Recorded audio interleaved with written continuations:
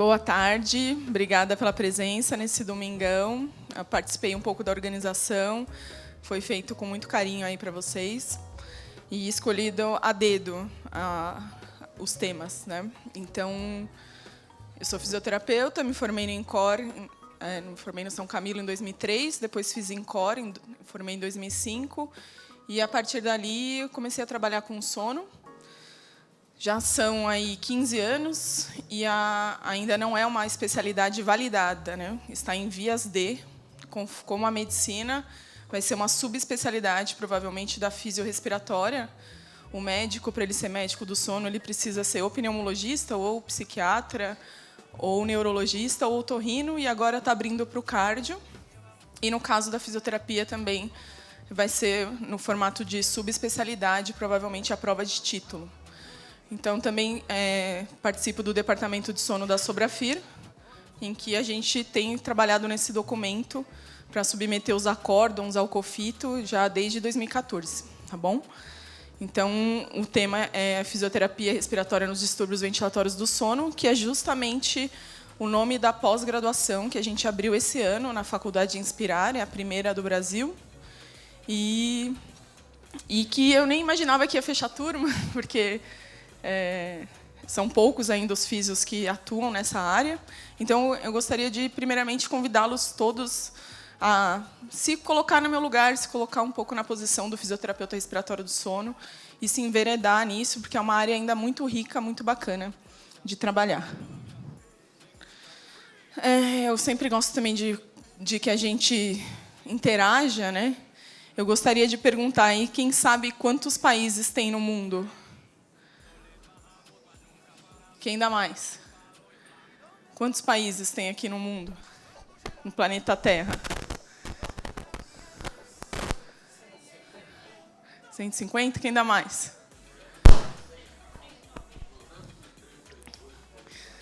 200 países pela Organização das Nações Unidas.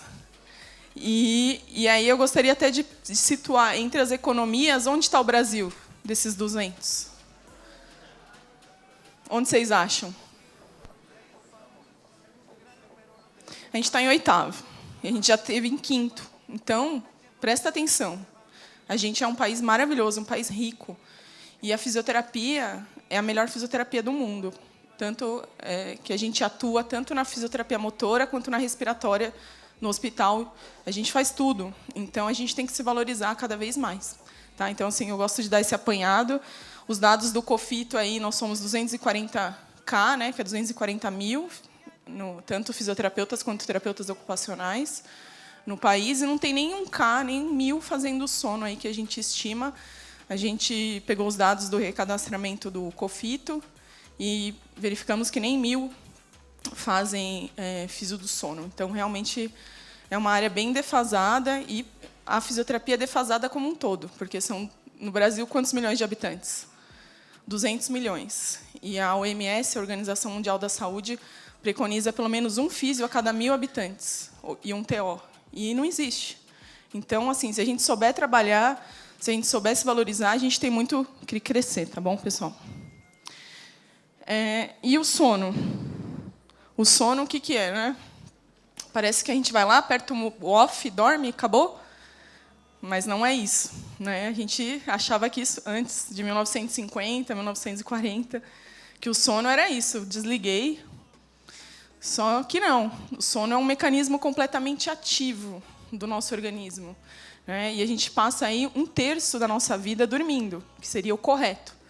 Claro que a privação de sono vem aumentando cada dia mais, mas em 24 horas, em torno de 8, se pegar a proporção, 33% você teria que estar dormindo. Né? Agora, com os smartphones, Netflix, TV 24 horas, internet, a gente tem sofrido de privação. Mas esse seria uma média correta. Como é uma área nova, eu sempre gosto de dar uma passada um pouquinho da fisiologia, né, da arquitetura do sono. São 3 fases. Então, a gente tem o estágio 1, que é quando a gente acaba de deitar, depois o estágio 2, e as ondas cerebrais no eletroencefalograma são bem parecidas com quando a gente está acordado. E a fase 3, que é a mais profunda, a gente, quando olha o eletroencefalograma na polissonografia do paciente dormindo, a gente vê uma onda mais alargada, uma onda mais lenta e mais larga, mostrando que o cérebro desse paciente está em estado de sono. Então, a gente caracteriza que ele está dormindo.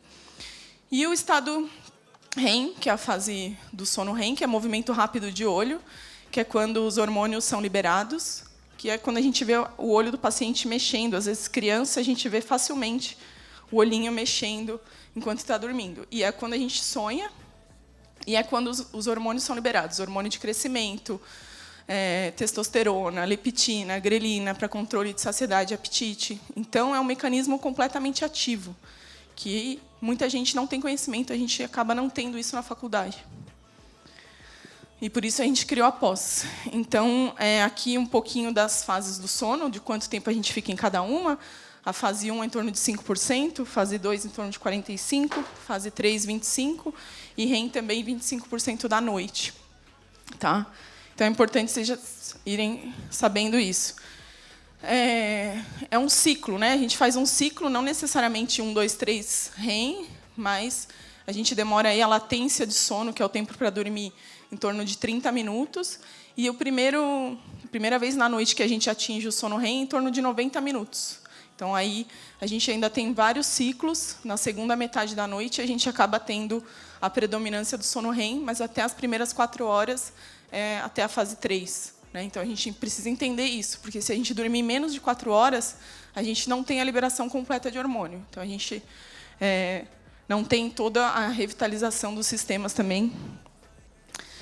Esse aqui é um hipnograma, então, para mostrar para vocês, que a gente vê lá na polissonografia, aqui o W de wake, acordado, o REM, que o REM tem uma onda cerebral mais parecida quando a gente está acordado, N1, N2, N3. Então, a gente vai olhando a polissonografia do nosso paciente aqui. Ó.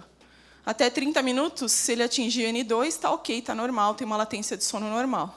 60 minutos aqui, 75, ele atingiu o primeiro REM. Então, ele tem aqui até um pouco de antecipação do sono REM, esse paciente, por exemplo. Mas é isso que a gente observa na polissonografia. Eu tenho pouco tempo, mas vou tentar dar uma geral aí para vocês entenderem. Quando a gente é criança, até 1 ano de idade, o nosso sono é completamente diferente. A gente dorme que nem o gatinho, o cachorrinho lá de casa. Né? A gente tem um sono chamado de polifásico. Então, o bebê ele está tendo a maturação do sistema nervoso central, então ele passa 50% do sono dele em REM, que é onde libera GH, tem mais questão hormonal atuando, e os outros 50% nas outras fases, e dorme várias vezes ao dia. Né? Então, é bem diferente da gente. Depois começa a fase escolar, ele começa a dormir de noite e ficar acordado durante o dia, no máximo uma soneca à tarde.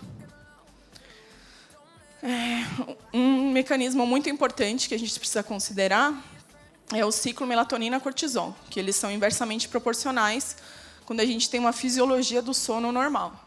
Né? Então, a gente repara ali que quando a gente acorda às 6 horas da manhã, o nosso cortisol, que é o hormônio do estresse, que é esse aqui pretinho, ele está alto, porque a gente está pronta para um dia, pronta para as nossas atividades. Já a melatonina em vermelho está lá embaixo. Quando vai dando 6 horas da tarde, por aí, né, desde quando homens das cavernas, que não tinham eletricidade, já iam dormir. Então, a melatonina começa a ser liberada. E a melatonina é o principal hormônio indutor de sono. E, sem ela, a gente não tem um sono de qualidade, não tem uma indução de sono. Então, é importante a gente saber esse mecanismo. E, se a gente é privado de sono, se a gente tem a apneia do sono, a gente acaba tendo o cortisol elevado. E o cortisol inibe a melatonina. Então, você acaba tendo uma insônia depois associada com isso. Né?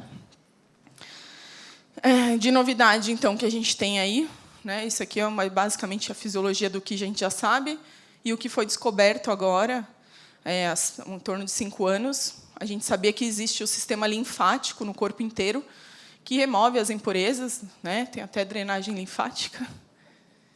Deixa eu respirar. E no cérebro não tinha isso. Só tinha o líquor circulando e a gente não conhecia nenhum sistema linfático. E aí e descobriram lá nos Estados Unidos que existe o sistema linfático que só é ativado durante o sono. Então, principalmente, a gente estima, né, imagina que tem uma associação com Parkinson e Alzheimer, porque o sistema linfático ele faz a retirada do acúmulo de proteínas durante a noite, que a gente acumula durante o dia, dos resíduos. A beta-amiloide, principalmente, que é a proteína que, quando se acumula no cérebro, é muito ligada a doenças neurológicas, né? Então, a gente ainda tem muita coisa para descobrir na parte de sono. A gente está gatinhando ainda, né? Então, o linfático mesmo. Agora vai ser estudado em humanos de verdade. Então, veja como tem muita coisa ativa no sono que a gente ainda não parou para pensar. E onde o fisioterapeuta mais atua? Né? A gente tem que saber a fisiologia do sono, tem que saber tudo, mas onde a gente mais vai atuar é na apneia obstrutiva do sono. E o que é a apneia obstrutiva do sono? A gente tem aqui a via aérea normal, da gente respirando, o fluxo passando, e aqui uma obstrução. Se essa obstrução for de 90% ou mais, e por mais de 10 segundos, com queda de saturação de 3%, ou aumento de resistência de via aérea, gerando microdespertar, é classificado como um evento de apneia. E aí, na polissonografia, a gente observa hora por hora de sono desse paciente, quantos eventos ele fez.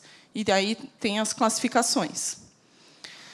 A gente também utiliza esse Malampate modificado. Quem trabalha em UTI usa o Malampate normal, que é quando o paciente pede para falar, colocar a língua para fora, para ver qual que poderia ser a dificuldade de intubação desse paciente, pelo quanto a gente visualiza ali a úvula dele. E na apneia, no consultório, a gente pede para o paciente falar com a língua para dentro. E quanto menos a gente vê o M de McDonald's, mais chance dele ser um apneico, dele precisar de usar a pressão positiva, ou CPAP. A gente utiliza muitos questionários, porque a polissonografia é muito cara, e cada vez mais vem caindo em desuso. Eu vou falar um pouquinho aí da evolução.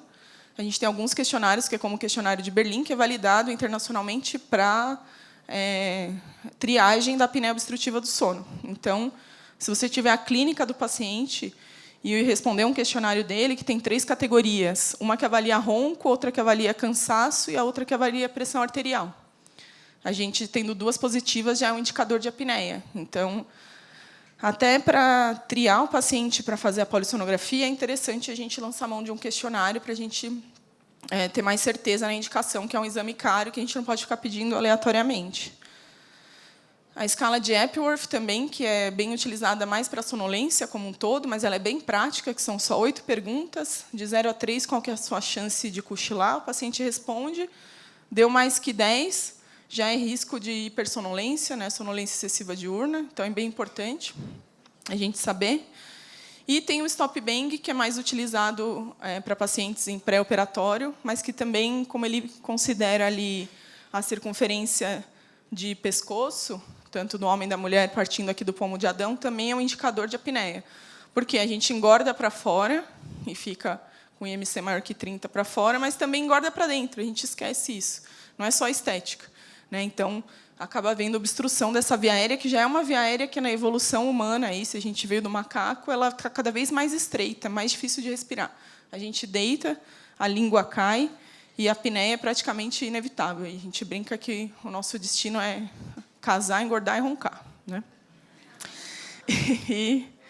E o ronco é alto, ele tem mais de 100 decibéis, às vezes. Hoje, os CPAPs bem adaptados têm menos de 25 decibéis. Então, a gente não é igreja universal, mas também restaura o casamento em uma semana, às vezes.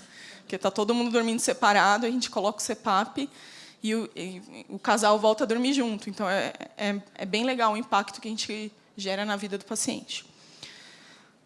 Aqui, então, quando a gente olha para esse paciente pensando em apneia, a primeira coisa que a gente vai ver é ronco, né? Se ele tem ronco, mas todo apneico obstrutivo ronca, mas nem todo roncador é apneico. Então, a gente precisa realmente fazer a polissono para ter certeza, mas 90% dos roncadores têm apneia e 90% dos obesos têm apneia. Então, a gente observa os eventos noturnos, a apneia ou hipopneia, a posição corporal também, porque a gente tem muita apneia posicional. Às vezes, só do paciente dormir de lado já reduz 50% a apneia. Sinais e sintomas. Às vezes o paciente levanta para fazer xixi à noite, se ele refere engasgo, e sintomas nasais, porque também às vezes ele tem obstrução nasal e isso corrobora aí para maior índice de apneia.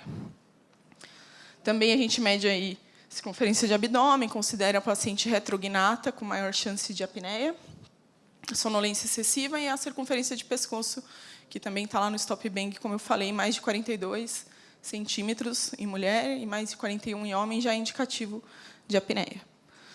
Quando a gente faz a polissonografia, então, a gente tem a classificação, que a apneia ela é considerada leve, de 5 a 15 eventos por hora, moderada de 15 a 30 e grave maior que 30. Eu questiono muito isso, se eu puder, estou fazendo meu mestrado em sono, se eu puder mudar isso, eu sou uma pessoa que mudaria, porque, às vezes, a gente tem paciente que faz uma apneia, às vezes, de quase 60 segundos, cai saturação para 60, mas ele, às vezes, não chega a ter mais que 30. Porque nem dá tempo, ele está lá na mesma apneia, ele tem uma respiração durante a apneia, é o contrário, né? Então, eu acho que é uma coisa que tem que ser repensada, e já estão falando sobre isso, mas hoje o que a Academia Americana de Sono preconiza é essa classificação. E o gold standard aí do diagnóstico é a polissonografia do tipo 1, então, o paciente, teoricamente, dorme no laboratório, com eletroencefalograma, cânula nasal, eletromiograma aqui de mento, a eletrocardiograma, cinta torácica e abdominal e o oxímetro de pulso, e também aqui o eletromiograma de membros inferiores para pegar a síndrome de pernas inquietas, que às vezes também está muito associada. E aí a gente recebe isso. Se a gente for um fisioterapeuta que vai mais a fundo, a gente tem que olhar isso daqui, não só olhar o resultado do exame. Então, aqui a gente tem o eletroencefalograma, aqui o de olho direito e esquerdo para sono REM, o de queixo, o eletrocardio, o sensor de tíbia direito e esquerdo, fluxo aéreo nasal, cinta abdominal e torácica, saturação e sensor de ronco. Então, é bom a gente dar uma olhada, porque as máquinas erram. O diagnóstico laudo automático, parece que eles querem vender mais CPAP, eles hipervalorizam aí. O paciente, às vezes, perdeu o oxímetro, eles dão como apneia e nem tem a oximetria lá para você saber. O tipo 2 já é domiciliar, também tem o eletroencefalograma. Aqui, o oxímetro, a cinta torácica, mas dá para fazer em domicílio ou laboratório. O tipo 3 são 3 canais só. É o sensor de fluxo aéreo, oxímetro e cinta tóraco-abdominal, que às vezes pega a posição que o paciente está dormindo. Também é bem usado.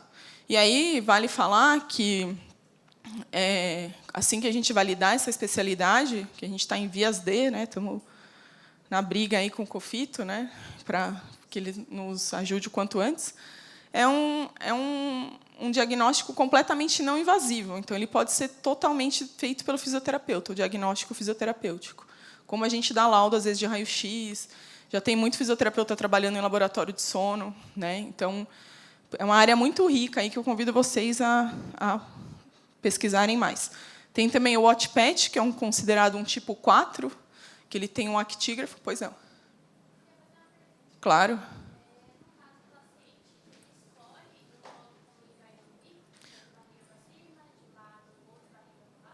Não, ele acaba dormindo e ele não percebe para que posição que ele vira. Por isso que a gente tem o sensor para dizer que lado ele ficou.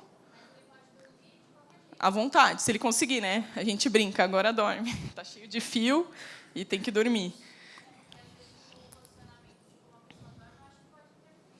Com certeza, se ele dormir decúbito lateral, ele ronca 50% menos. Então, aquele exame...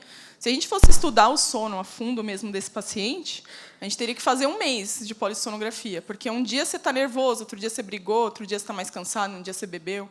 É muito variável o estudo do sono. Por isso que tem o actígrafo, que o actígrafo acompanha você por 1 mês. Então, ele tem um algoritmo que diz se a sua atividade representa que você está acordado ou dormindo, né, e dá um indicativo. Mas, enfim, ainda há controvérsias. O número 1 ainda é a polissono. Tá? Nada, as ordens. Então, a gente tem esse daqui, que é com oxímetro, e que é bem, teoricamente, se caiu saturação, fez uma apneia, né? Mas a gente não consegue ver o eletroencefalograma, então eu não posso afirmar 100% que ele está dormindo, se ele pôs o oxímetro na mulher, no cachorro, não sei. Né? É diferente, mas, enfim... É uma tentativa. E o que vem agora aí muito é o oxímetro noturno, que é esse Biologix, por exemplo, que ele é na nuvem, ele já gera um laudo automático, e ele está tentando validar ele para diagnóstico, praticamente validado, mas ele é muito bom para quando a gente adapta ao CPAP, depois a gente não só vê o índice de apneia e hipopneia residual, ver se a gente melhorou a saturação periférica de oxigênio, porque é isso que causa a hipertensão arterial noturna, é isso que causa a sobrecarga cardíaca, é isso que causa a doença cardiovascular. Então, por isso que é importante a gente monitorar também a oximetria à noite desse paciente. Então, a historinha do CPAP aí nasceu praticamente comigo, eu nasci em 82, ele em 81. Antes era um CPAP ainda em centímetros de água, né? Ela colocava uma vasilha com centímetros de água, tinha as clínicas de dormir, e o paciente muito grave de apneia, ficava uma enfermeira segurando a máscara nele a noite inteira, tirava, colocava. E aí o Colin Sullivan, que é um médico que está ainda vivo, que ele frequenta aí o Congresso Europeu todo ano, criou o CPAP eletrônico. E essa é a foto do primeiro.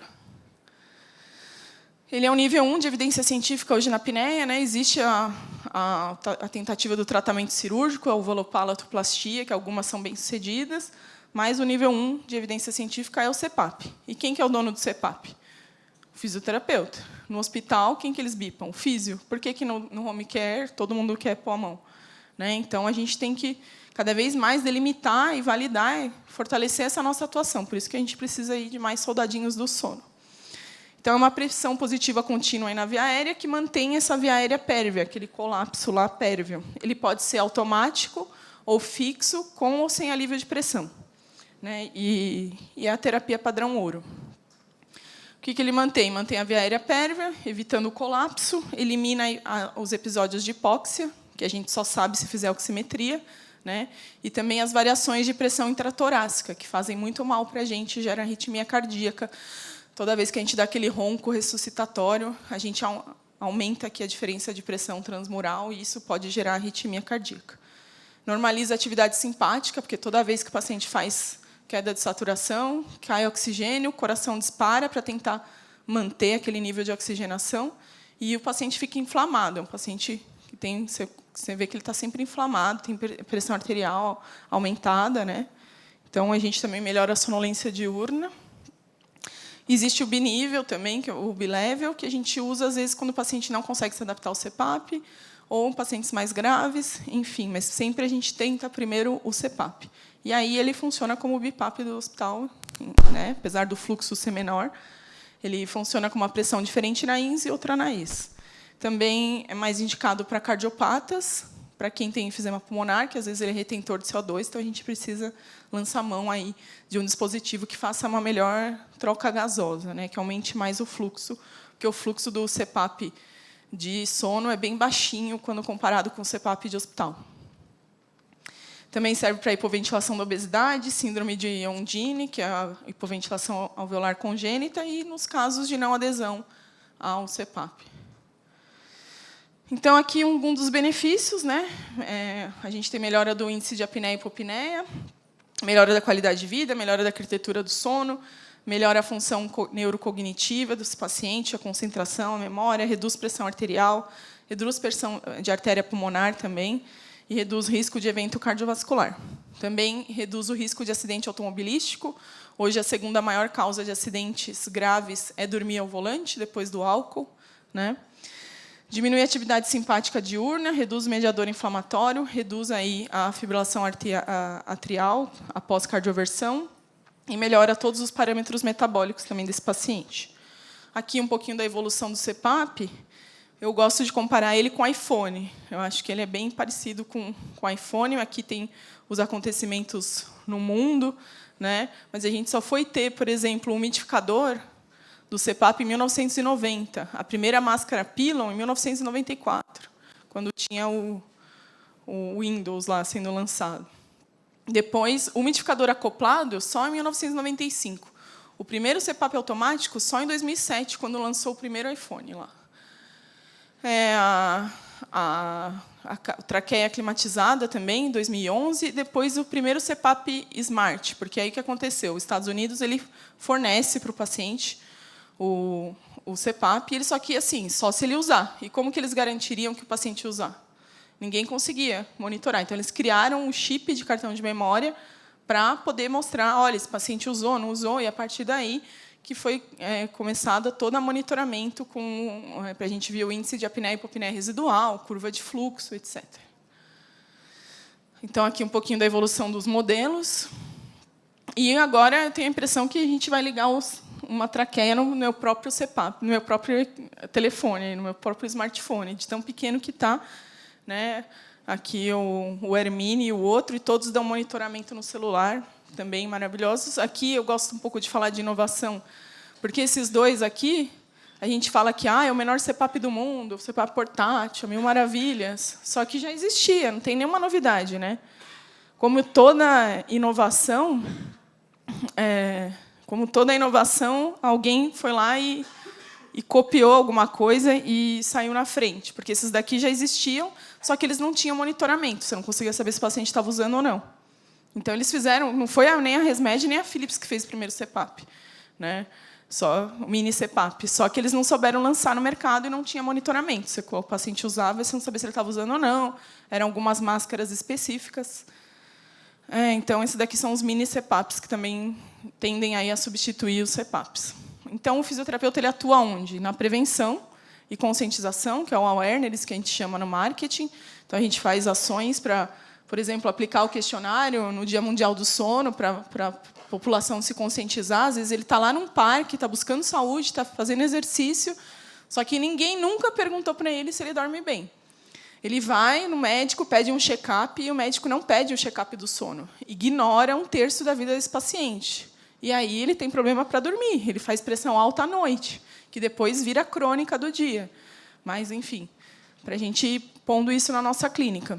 A gente atua também no laboratório de sono, com auxílio diagnóstico, e na adaptação de CPAP e BIPAP, e no follow-up. É um paciente crônico para a vida inteira. Se você souber tratar bem esse paciente, ele fideliza com você, você cobra a consulta dele a vida inteira, porque ele, cada ano, muda, cada 6 meses ele precisa de uma máscara nova. Na ergonomia do sono também, porque a gente tem até a personal do sono, que ela criou uns travesseiros, de acordo com os dados antropométricos da população, até participei junto com ela, para posicionar melhores pacientes. Se a gente coloca ele de lado, ele já ronca menos, ele tem menos problemas de coluna. Então, também é importante. O telesaúde, que às vezes a gente tem paciente em outro estado, então a gente, por que não fazer um FaceTime e ver se ele está usando? Mas vamos cobrar por isso, né? Todo o nosso tempo é muito valioso para estudar tudo isso e transmitir para ele. Então, telesaúde neles, cobra consulta à distância. O marketing clínico, que é uma próxima pós-graduação aí que eu pretendo lançar, além da do sono, porque ou a gente é muito marqueteiro, né? Aqueles doidos que pegam o Instagram e fala qualquer coisa que vem na cabeça, ou é muito científico e guarda aquela ciência para ele e não sabe transmitir. Então, a gente precisa buscar o equilíbrio aí na fisioterapia para a gente se posicionar melhor no mercado. E pesquisa científica e ensino, né, que é um pouco também do que eu estou fazendo.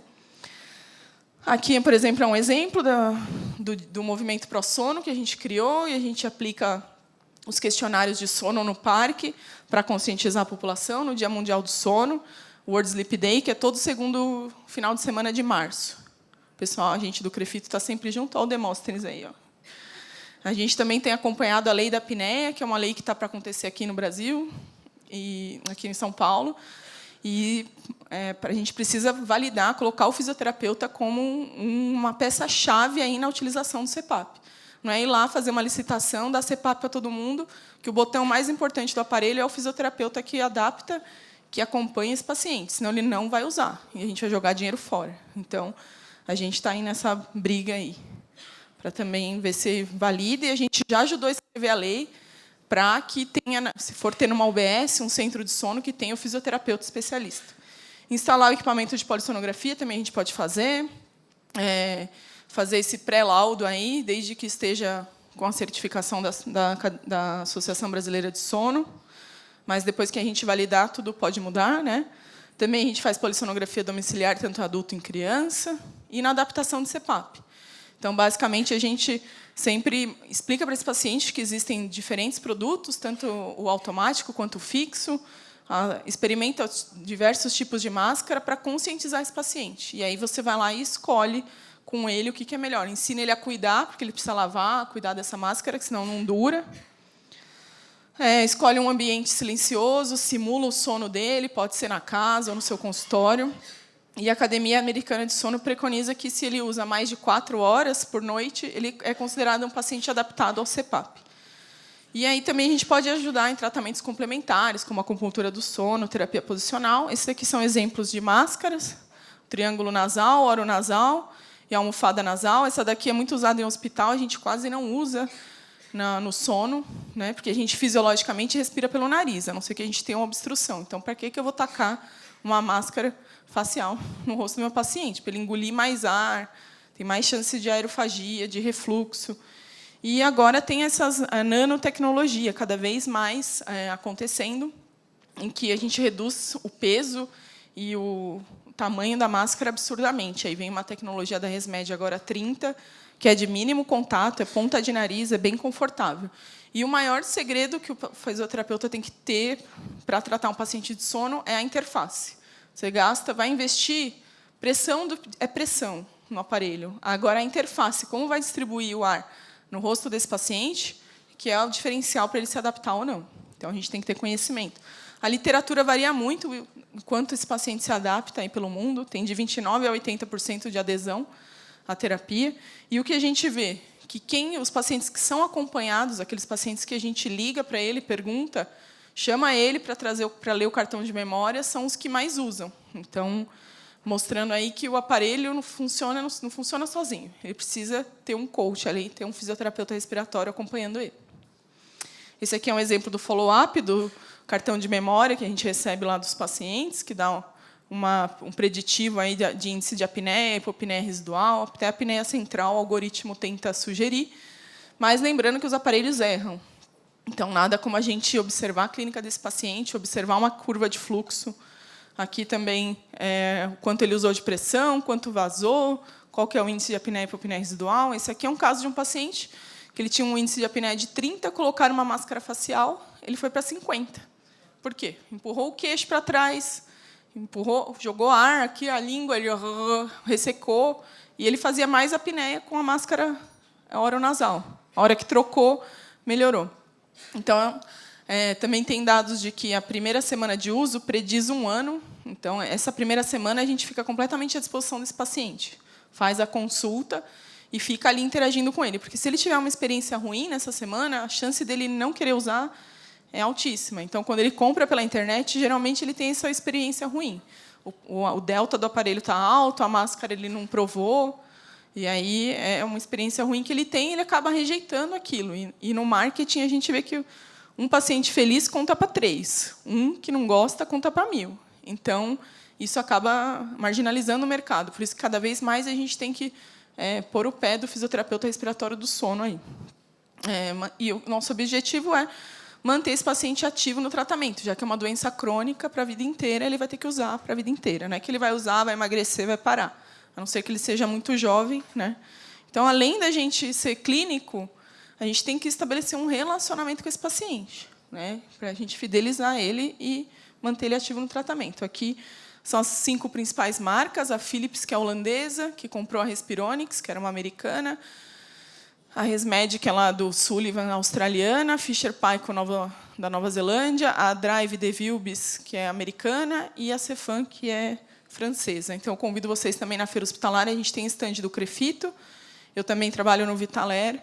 E a gente tem todos esses produtos lá na feira hospitalar. Você vê o fisioterapeuta tanto nas empresas de ventilação mecânica, quanto na de terapia com pressão positiva, o CPAP. Sempre o fisioterapeuta é o cara que vai validar esse algoritmo junto com o engenheiro. Então, cada vez mais a gente está nessas multinacionais atuando, e é bem bacana, eu gosto muito.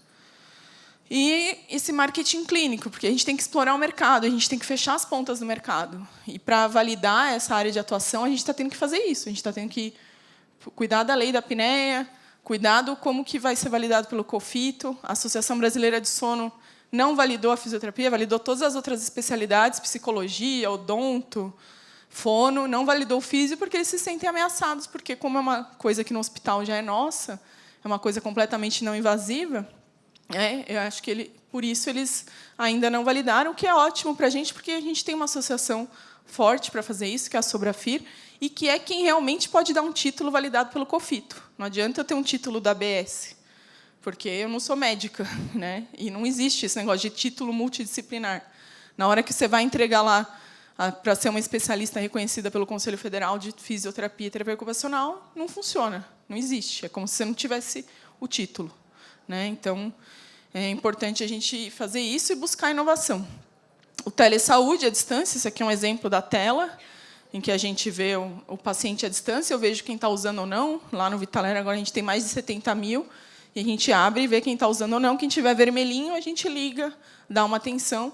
E também a gente está buscando criar uma diretriz para fazer essa adaptação, porque hoje um usa por 15 dias, depois fixa a pressão, outro usa 30 dias, então está uma festa do caqui, a gente precisa criar uma diretriz para a gente seguir e validar a fisioterapia respiratória do sono assim, de uma forma científica direitinho. Aqui é o primeiro artigo sobre a FIR da atuação do fisioterapeuta nos distúrbios respiratórios do sono, de 2016. E aqui também alguns dos trabalhos que o ano passado eu peguei segundo lugar lá no CIFIR, com o questionário de Berlim, como triagem da apneia do sono na síndrome metabólica, se mostrou um questionário bem eficaz. Então, também assim, produzam ciência. Lá no laboratório da Uninove, que é onde eu faço mestrado, também tem bastante oportunidade aqui em São Paulo. Também convido todos aí a irem lá conhecer. No Congresso Brasileiro de Sono, a gente apresentou a diferença da máscara oronasal com a nasal. A gente trocou a máscara e melhorou o índice, que a gente tinha piorado depois da poli. Promover cursos. E aqui, essa é a primeira pós-graduação, aqui é a primeira turminha que a gente está formando aí pela Inspirar. São 14 módulos aí para vocês saberem que a gente aborda toda a parte de fisiologia do sono.